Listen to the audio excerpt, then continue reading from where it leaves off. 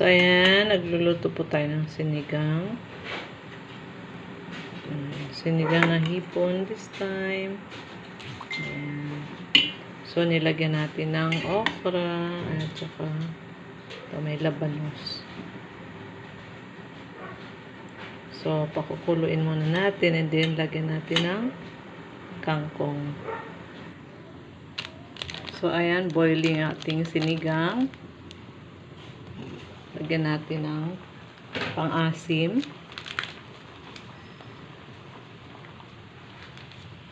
And then, add natin ng salt. Ayan. So, ilagay na natin yung ating veggies.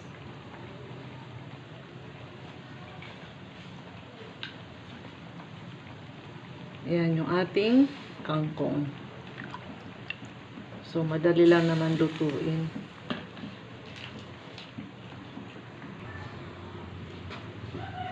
So, ayan, tingnan natin kung pwede na.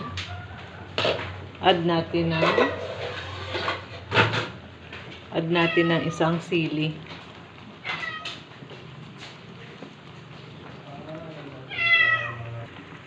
Ayan. Takpan muna natin ng ilang minutes lang. Ayan, buksan natin. Tingnan natin kung nag-orange na yung ating yung ating sugpo. Ayan. So, pag ganito, ayan, luto na yan. Yung ating veggies na lang. So, itong tipa.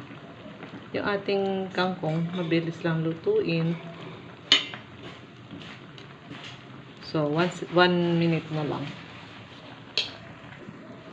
Ayan. Tignan na natin.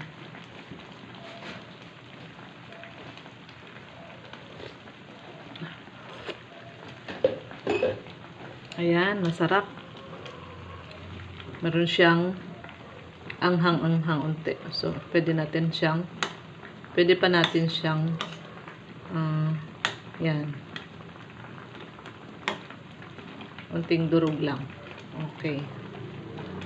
Ayan. Thank you for watching ang aking sinigang na shrimp. Ayan. Thank you.